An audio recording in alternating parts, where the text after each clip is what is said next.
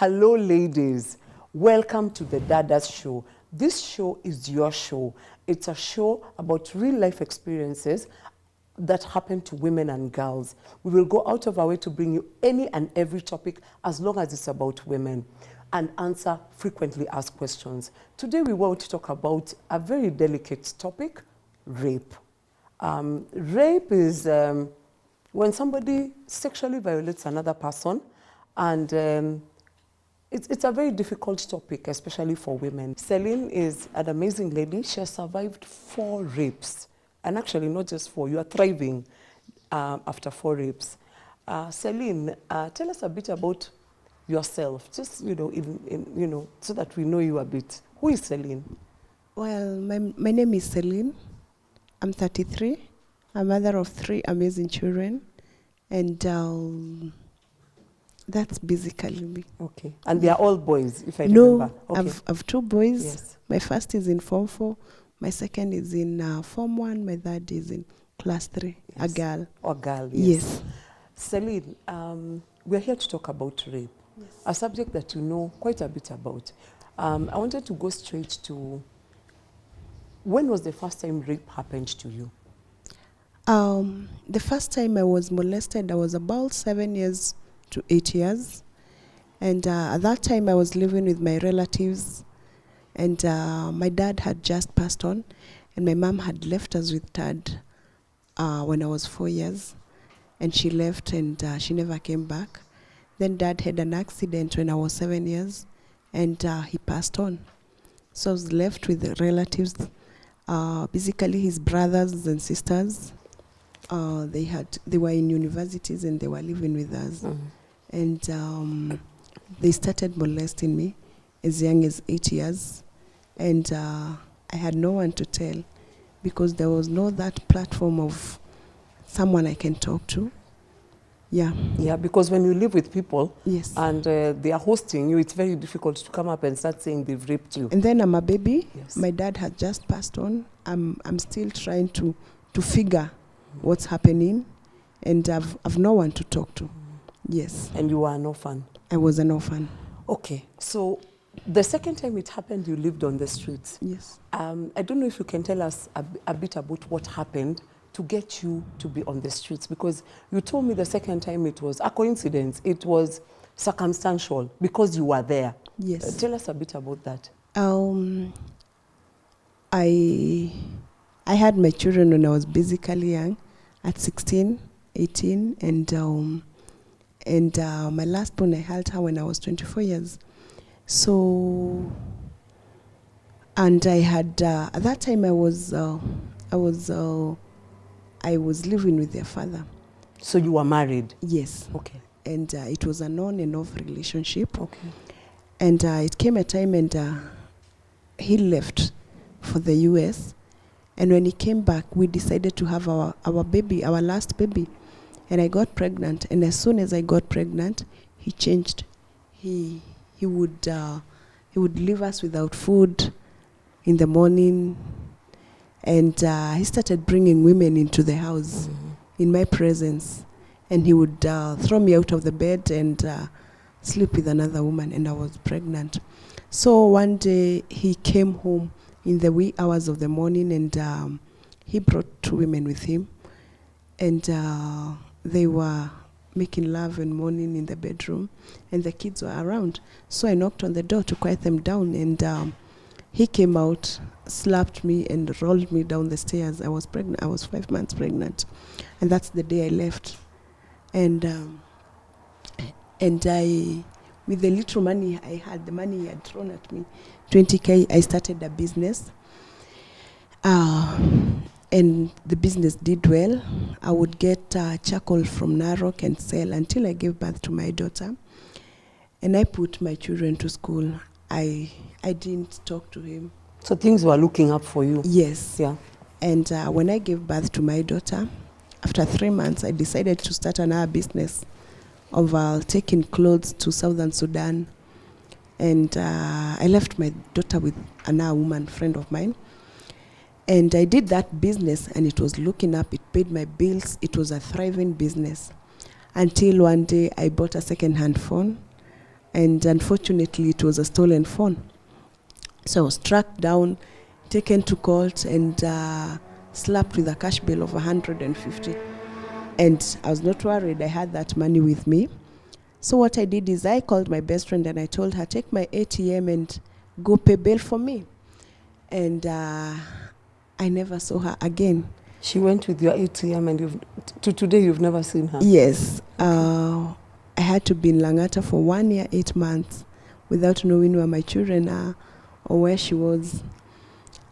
She took about 480,000. So you were doing well? Yes. Life was looking up for you? Yes. Okay. And when I came out of prison, I was in remand and my case was withdrawn for lack of evidence. And when I came out of prison, I had nowhere to go.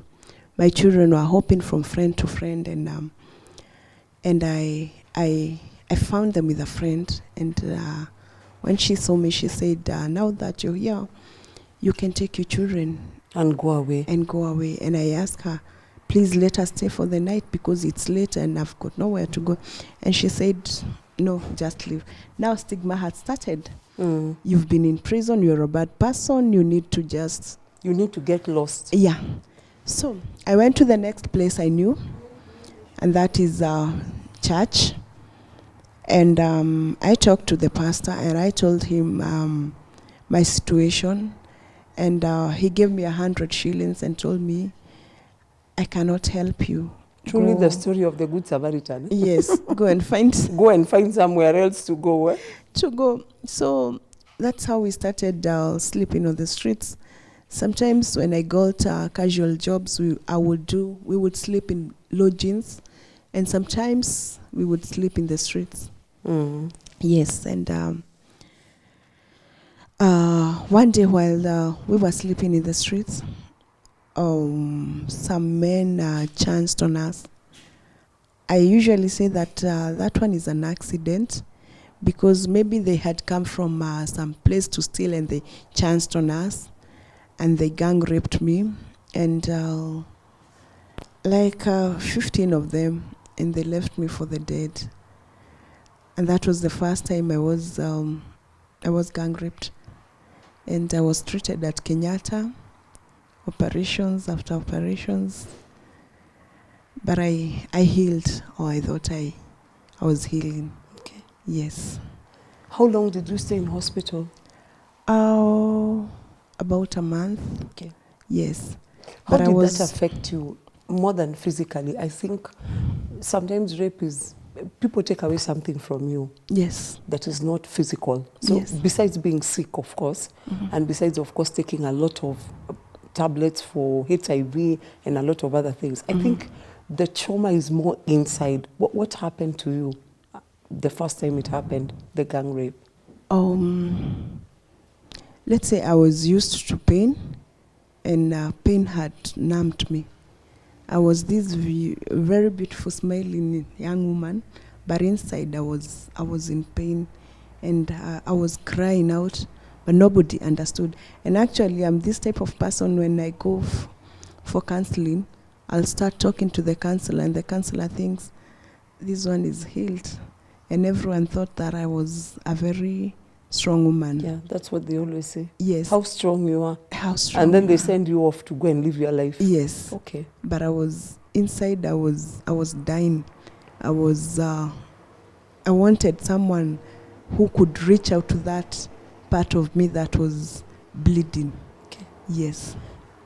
Now, sadly, it happened again. Yes. You got another job, you got on your feet, you were moving again. Yes. You are this kind of person, you like to bounce back after trauma. Yes. So now you're back again. What happened? How did you again get gang raped again? After attending all those counseling sessions and healing, on 2017, there's this lady that I had come out of prison with.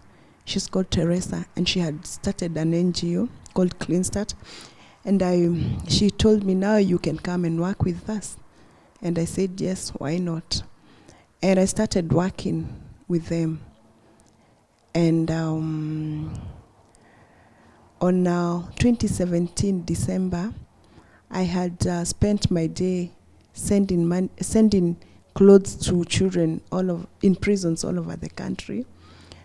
And I was tired, and I decided now I'll go home and do the rest of the job tomorrow. And at around 9:20, I was walking home. Just a few meters from my gate, I met some 6 guys, and they were sitting outside, and they thought these are people who normally sit idling around. And they said hi, and I said hi. And they said, Madam's mama. I asked them, mbona mnaniambia nisimame? They said, ukipita hapo, we will kill you. And one of them showed me a gun. He had a gun slung on one side of his coat, and I just froze. And my instinct told me they want my handbag. And I took my handbag off, and they asked, and I gave it to them, and they asked me, nani amesema tunataka handbag yako? So I just held on to my handbag. One came on one side, on my right side, and the other one on my left side. And they told me twende hivi. The place they took me is a place where there is a river, but at that time, the river was dry. It was not rain. It had not rained for a long time. And it was a bushy place, and they stole my clothes, and they gang raped me, and they put sticks in me. Actually, I became, I blacked out. They put sticks in me, and they would put the gun in my mouth, and they did all those things, and then they left. I think they left after 2 hours, and when I woke up, it was dark, and I tried to recollect where I was. And do you think they thought you were dead? I don't know. Okay. I don't know. I have no idea. But then I knew that my handbag, I felt for my handbag. They put my head on your handbag. So I pulled my handbag, and I called my sister-in-law, and I told her, this has happened, and I know where I am. If I manage to pull up the sticks, I will crawl. If I don't manage to pull out the sticks, you guys come and get me. And I managed to pull out the sticks, and I started crawling, but I couldn't go far. When my sister-in-law came, and they took me. We first had to report at the police station. Oh dear. And then I was taken to Nairobi Women on December 22nd, 2017. Yes. That is awful. Yeah. So they took you, I remember you told me they took you to Nairobi Women's. Yeah. And again, you had a series of operations, and you stayed, I think, for how long? This time they took me to Nairobi Women. The first thing they do is give you PEPs to prevent you from HIV. Yes. And hepatitis and all that. And my rectum was badly damaged, and I had an operation and another one. And I came out of hospital on around January 7. So you were in for almost a month? Yes. Again? Okay. Yeah. So now you come back? Yes.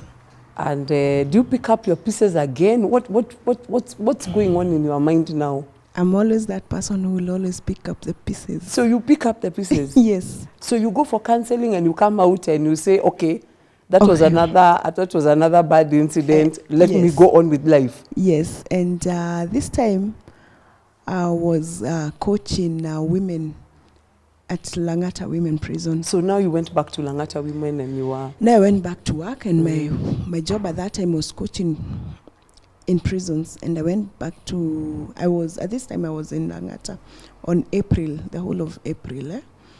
And I did the coaching, and the inmates graduated on April 22nd. But I was still on drugs. And actually when the coaching began, I had come out of prison I've come out of hospital 2 days before. I had another operation, and I still wanted to work, and I started coaching, and they graduated on 22nd of April. What keeps you going? Because any woman by this time would have given up on life. How come you keep getting up and going? Is it because of your children? What makes you keep going? My children. Your children. I wouldn't know. want them to have the kind of life I had. Yeah. Yeah, and that's what keeps The me idea going. that your children are somewhere being taken care of by someone. Yes. Is what makes you, even after being raped 3 times, you wake up and you're like, I have to keep going. Yeah. But then it happened again. Yes. And this time, after the graduation, on that week I was at home, preparing now for another session. And I remember that day, there's a friend who had come from Greece, and I had not seen her, and she was going back that same night. And she told me, come and say hi before I leave. I said, why not? So during the day, we were there with my children and their family friends. So my aunt was there too. And in the evening, my children saying they're not going with me, they're going with my aunt. And I said, it's okay. So I went back home. I took a shower and hopped into bed. And in the middle of the night, I had people, I don't know how they got into my house, but I had people and torches, and they were telling me, they were pulling me out of my bed. And my first thought was, these people will take me to that same place that, and it's raining now because it was raining so hard. That was last year. And they'll kill me. This time they'll kill me because they were saying, we will kill you.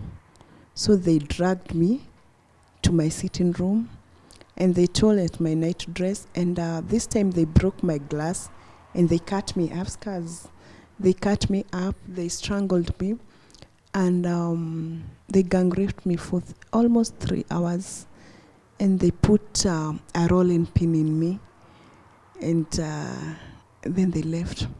And I remember when they left, I sat on the floor, numb. I was not feeling any pain, yet I was bleeding so much. And I asked God, really? I know.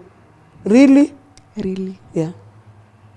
And I said I would not call anyone, but then the pain was too much, and I had to call someone. And I called someone who came and again to the police station. Back again to the same story. Back again to the women's same hospital. Yeah.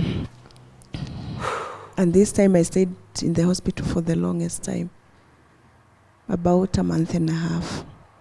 Yes. When these incidences are happening, I need to understand what goes on through your mind. What are you thinking as a woman? What goes on through your mind? Or do you just switch off? I'm very good at switching off. I switch off. I think that's a defense mechanism for me. Okay. Something that I don't know, it's just in me. I switch off from pain. Yeah, and I move on. Okay. Like nothing happened. How are you doing now? It has been a journey, but let's say that I am making strides, and good strides, because I lost friends. I lost people who were supposed to be there for me. But in all this, I've realized there's a friend who will never leave, and that is God. So many times I have thought of suicide. So many times I have bought poison. And there's a time I even wanted to put on the gas and just burn us. But then there's always that voice that tells me, one day it will all make sense. This is, I think for me, what about your children? Do they know, especially your boys? Because now they are much older. Do they know what you've been through? What do you tell them? When I had to tell them the truth, but I told them it was just an accident like any other accident. Yeah, and they even had to go for counseling. Yeah. And your family? You said your family are not... We are not so close. Okay. Yeah. But how do they take, for example, you being I able don't to know come out and tell this story to people? How do they take that? Actually, I know they don't like it. When I talk these things are stigmatized. Yes. You're supposed to keep quiet and not tell anyone that you are raped. And I don't know, because they never came to see me in hospital, so I don't know what they think. Yeah. In all the time in Kenyatta, at Nairobi Women's, 2 times, they've never come? Yeah, they've never come. Have there been some, what about your work? When you tell people about this story, how do they react? If they are colleagues, if you are working with them, friends, how do they react? Surprised, maybe. Yeah.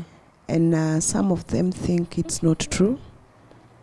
But I've learned to just keep my eyes closed and my ears closed to gossip and rumors. Just do me. Okay. Yes. What kind of rumors have you had people making? I'm or cursed, coming up with? Cursed, I'm bewitched, such things. Maybe I took someone's husband and they're doing this to me, such things. Okay.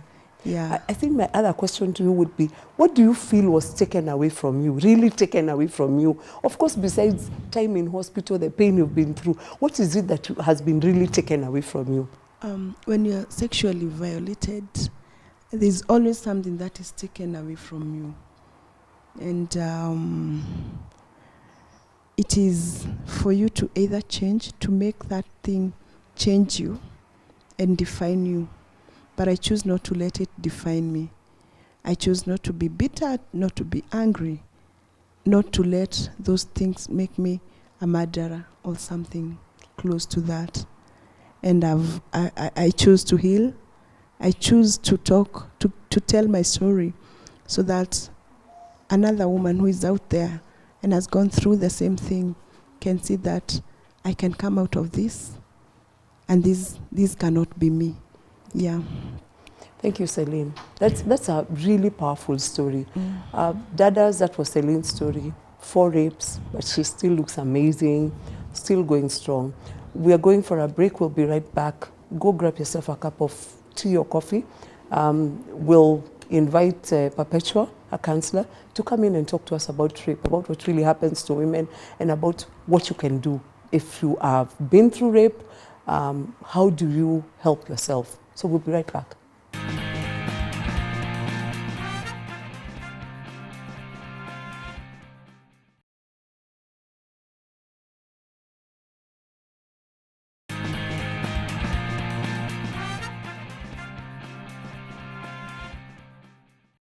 Welcome back, Dadas.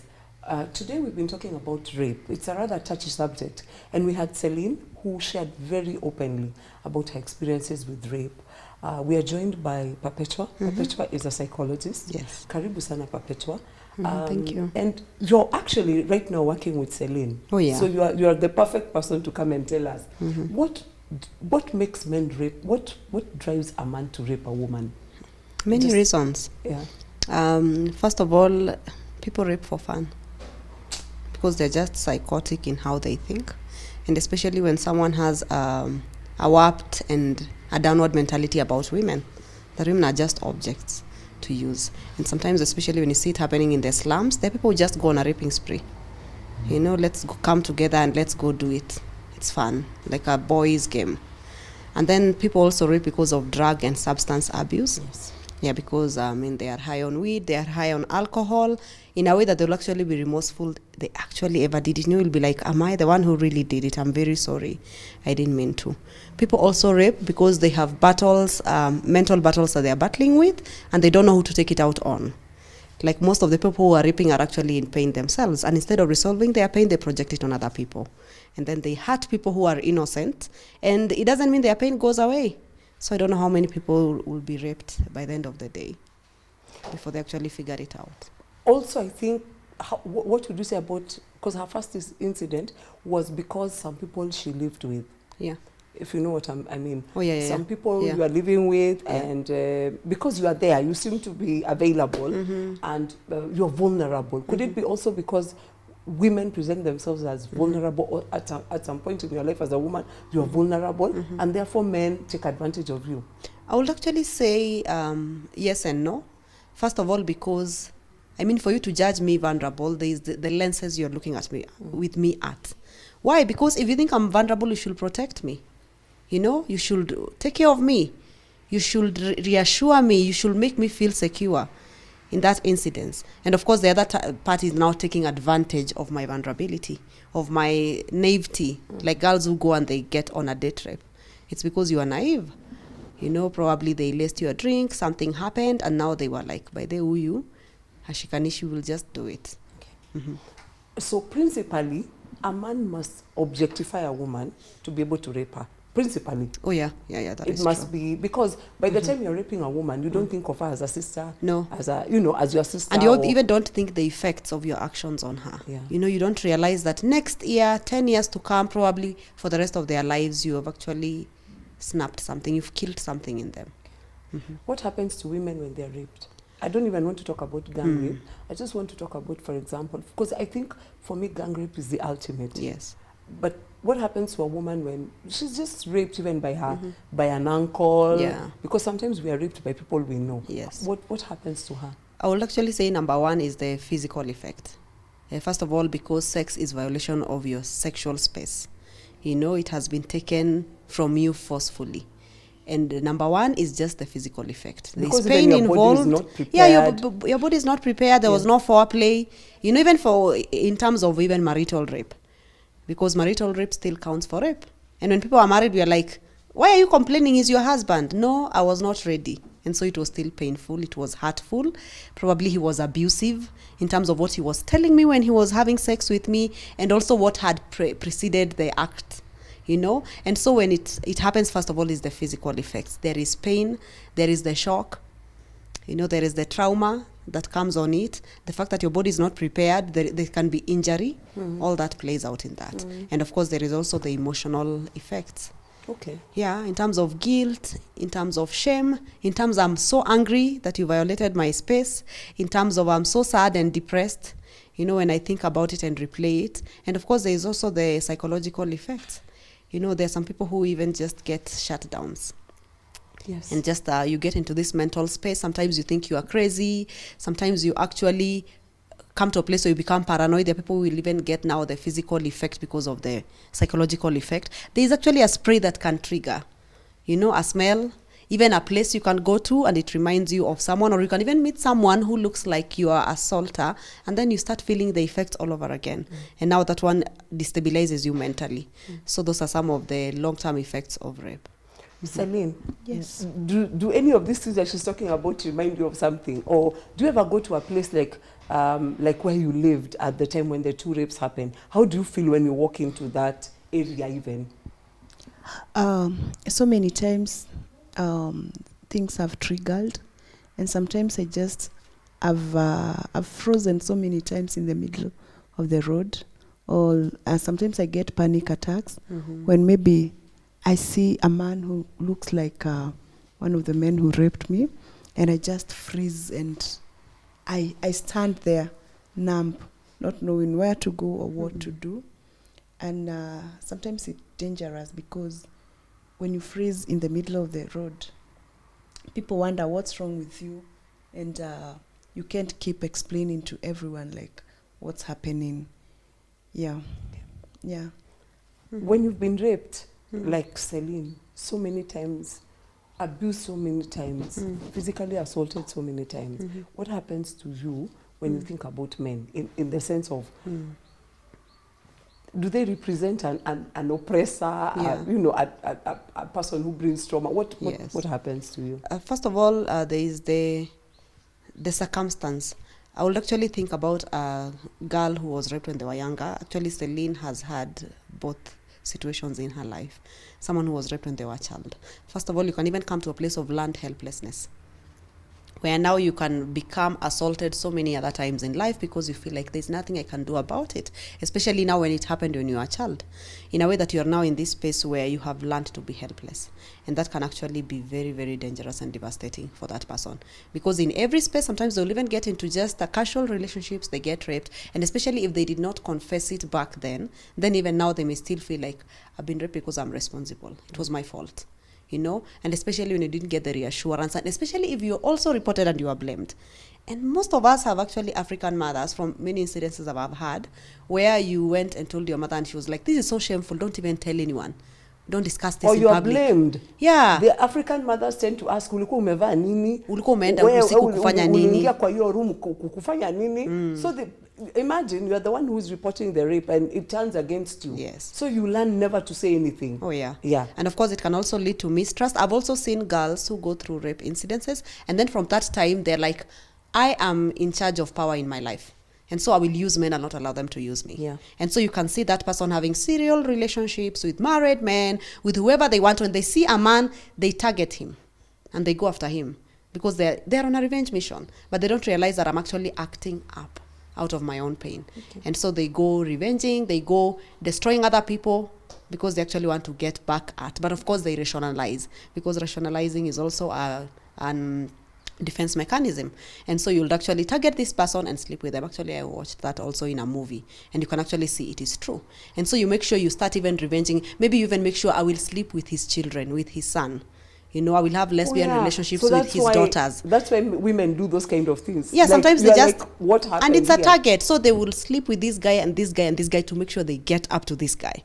Because I know that as I go into your networks, I'll approach you slowly. And so they are on a revenge mission. That can actually be an act up out of a rape incident. And of course, the other thing that can also happen is a repellence towards men, in a way that I'm not interested in men. Some girls will actually go into lesbianism, and they will be the superior partner in this relationship.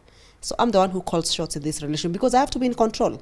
I was controlled in the past, you know, and so they will still join the LGBT and be on the front line in terms of the campaign and the awareness, but it's actually a pain that they have not resolved in their lives. And some people, of course, God will also help them to get healed. And especially when they find their faith and strength in God and they're able to recover and they still live normal lives. And sometimes that pain, especially the fact that the psychological pain of rape is so intense. If they are able to resolve it positively, they will heal so many people. Yeah. They actually become wounded healers. In a way that through my pain, I'm able to heal so many other people. Which is what Celine is doing. Yeah, which is also the path that Celine has taken, and it's amazing. Okay. I wanted to ask, what do you do when you're raped? Because I think we just need to know if I'm raped, what are the first steps? What do I do? Number one, acceptance. Accept. I think that is the hardest thing to do, but it is the healthiest place to start. Okay. You know, because as long as you are in denial, and there are people who even reject their bodies. You know, you even get out of your body and you see my body and me as two different things. Depersonalization. And so you don't accept that actually this situation has happened to me, which is very, very dangerous and a very negative way of coping. So number one, come to that place to say, yeah, this thing has happened to me. So where do I start? Number one, there is the police. Number two, there is the medical center, and especially the medical center can be nearer. You know, just start there. Because first of all, you need to even get well, and they also need to confirm the incidents has happened, which is the evidence. You need to go to the police as well. Because sometimes also the fact that there is the masculinity thing and the blame thing, there are people who have even gone to the police station after rape and they were blamed. Ulikuwa umeenda kwa kufanya nini? Msichana, when ulitafuta huyo kichana? You know, and that story ends there. In a way that you even leave the police station feeling like, by the way, I am to blame. I don't even need to go to the hospital. Go to the hospital. You know, just go there. And one of the things, the places I appreciate, which Celine has also mentioned, is the Nairobi Women's. That is the GBV center that is all equipped and all round. And there's an intense support system for people who have gone through rape, including support groups. Because sometimes you need to know I am not alone. There are people who have gone through this, and we can actually encourage and give each other hope and also reach out together so that we are actually a team. The other thing you also need to do is to, with time, to be able to get back to life. Because sometimes rape, the rape situation usually numbs you. There are even people who will sleep for days on end. They don't even have the energy to get out of bed. And one of the things to be aware that you are grieving. You have lost something that you'll never get back. It's true. Yeah. You've lost something. You've lost a part of yourself. You have lost the innocence. You've lost even the sexual purity and the sexual willfulness that you had in terms of someone has stolen it from you and taken it from you in a violent way. And so, of course, it's also coming to a place of even forgiving yourself.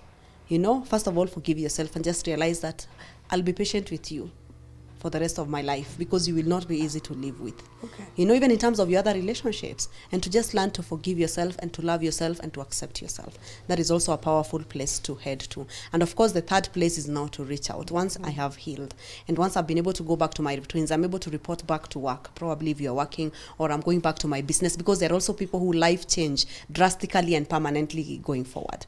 In terms of they give up everything. You know, because you are also in this state of, I am helpless and I am hopeless, so I can't go back to where I was. You know, I'm not the same person again. But after you have healed and you're on the path of recovery, with time it becomes easier. You know, just day by day. And of course, to realize you need to be patient with yourself. For some people, they snap out next week. There's someone who will snap out after 5 years. No, snap back.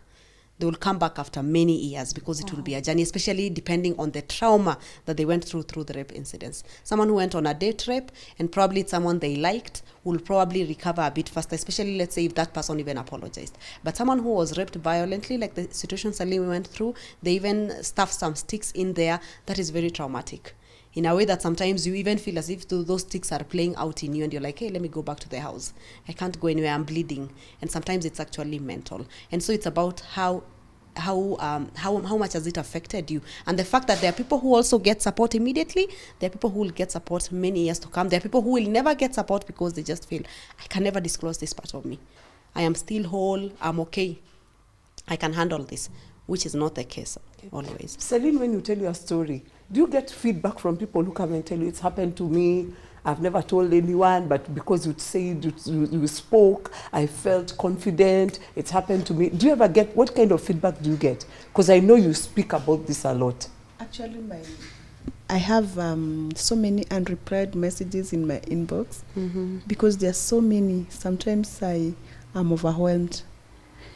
But I try my best to reply to messages and just to hold those I can, and talk to them about my journey, and to ask them to help to get support, because if it wasn't for support, I could have crumbled. I've been supported by my pastor, and basically Nairobi Women, we have a support group, and my best friend, who happens to be a man. Yeah, he has been there all along, and someone I can talk to even in the middle of the night. So I try to tell them to at least get a support system so that they don't crumble. And so many people are hurting out there. Things have happened to so many people. And sometimes you see a person walking, and that person, you think that person have it all, but they're crumbling inside. Yes. Perhaps. How prevalent is rape in Kenya? How bad is the situation? There's a research that was done by CSI, the Crime Scenes Investigation, that was from December 2017 to June 2018. And actually they say that within that period of time, which is about 7 months, there were 40,500 rapes that happened in Kenya. 40,500. And their statistics is from 9 months, a 9-month-old baby to a 105-year-old woman. Oh dear. Yeah, all these are women in between. And you realize right now we are in a situation in our country where there's been so many femicide situations happening, and 80% of them are actually love triangles, love relationships, and actually there's a percentage of them which they were raped before they were murdered. What is femicide? Femicide is is a very nice word. What yes, is that? Femicide is killing of women, and you're actually killing them because they are women, or because their issue is related to womanhood. Probably even infidelity, you're in a relationship with someone or a friendship like the one who was, you remember the shocker, and they even had the audacity to compose songs. People can be very interesting, And of course now when you look at those situations, you realize that, the rape is sexual abuse, but there are so many other forms of abuse. And sometimes it's actually this array that can even lead to to sexual abuse, because there was financial abuse, there's emotional abuse that you put up with, there was mental abuse that you put up with, there was physical abuse before now it got too intense to the rape, to escalate to the rape part. And so just being aware of this, and to be aware that this is actually a situation that we are living with. And also to realize that by the end of the day, it is also about the support system and the environment around us. Even when this happens to someone, how do you respond? Do you trivialize it? Like Celine was saying, she shares a situation, some people are like, you are lying. You know, when someone says that, it's because it's not a big deal. Probably they've not gone through it. And I think something we need as a country is actually empathy. We need a lot of empathy to be able to empathize with femicide, to empathize with the rape situation we're discussing today, to be able to realize that I actually need to support. And one of the things I usually say when you're supporting even rape victims is the gift of presence. Be there, don't judge. Be there, just help Celine take her kids to school. Because like I said, when you're in that initial stage and you don't know what to do with your life and with yourself, you need someone to just be there for you. To be there for you, like the way she says, this is someone I can call at midnight. Can you imagine having the reassurance that there is one person out there who means the whole world to me? It's actually a very powerful place. And the other thing we can also do to support is even to lead them now to the places they can get help. You know, take them to Nairobi Women's Hospital or recommend it to them, you know, help them join a support group. You know, Celine has a pastor probably who nourishes her spiritually, despite it's not impacting the rape situation directly. You are also feeding her hope part, which is actually what she needs to keep on moving on and moving forward. And so everyone should realize there's something I can do to participate in this conversation. Okay. Yes. My other question would be, can you identify, I mean, can you see a rape situation coming? I know for Celine, the way I've listened to her, I think she said clearly that two of the incidences, she didn't see them coming. Oh, yeah. One, she woke up, there were men in her house. Yeah. The other one, she was walking home. Yes. The other one, she says, was coincidental. She was at the wrong place at the wrong time due to a situation that had happened to her. And the other one, she was at home. Yes. But what would you advise women? How can you guard against it? I know we think we can. Are there things we shouldn't do? Like, I don't know. I don't know if I'm asking a question that makes sense to you. Yes. One of the things is to make sure to also assess. One of the things is that you can see red flags, even in dysfunctional relationships and friendships. I can actually see that this person, there's something that is not adding up about them. You know, even when you show up for a date, you can actually be able to see even where are we meeting. You want us to meet only the two of us in a house, and I don't know you. You know, there are some red flags, and that is why we usually encourage even for the blind dates, meet in a public place. You know, go to Java where everybody is and just tell him, this is our first meeting. I don't think I want to meet in seclusion. You know, and also the timings. You know, you want us to meet at 9 p.m. Why can't we meet at 9 a.m.? Why can't we wait for weekend? Why can't we meet earlier? And also, why can't we meet in a public place? Why do we have to drive out of town? You know, because all these things can actually be red flags. And if you know you have, we always have this instinct, because most of the times when we go through a tragic situation, especially now in the situation where you had seen signs and you ignored, we usually now take longer to heal because of the self-blame. And so never ignore your sixth sense. Never ignore your instincts. If something is wrong, even if you are thinking wrongly of them and it's not true, please follow your instincts. If they love you, they'll still fight for you, despite you turning down that date or you not showing up in that location or proposing something else. Always have self-love in a way that my self-care comes first. I think about me first and you second. Because honestly, if rape happens, I'm the one who will deal with it for the rest of my life. Your life goes on. And of course, the other thing is also to see change of behavior, because you can start off on a nice note and then you start seeing red flags. And usually say never ignore red flags, even in a later situation in relationship. And even in marriage, be assertive. Because the problem of marital rape is also being a doormat, because he's my husband, it's okay, he can do whatever he wants to me. Yeah, but look at what it is costing you in terms of your mental health, in terms of this person, you've become so timid and so given in, even you start losing in other areas of life that are not related to marriage. And so it is important for you to be aware of the changes that are starting to happen into your environment and realize that I am in charge of myself. I'm not in charge of you. I may not know who you are and what are your intentions in my life, but I'm in charge of me. And I will not allow me to get hurt in this situation, especially when you're starting to see red flags and you're starting to see this is a violation of my space. Even if we are married, even if we are dating, you are now going too far.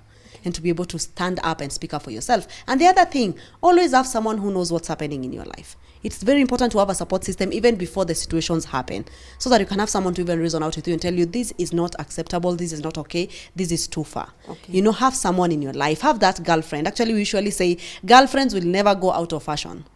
Your children will grow up and leave.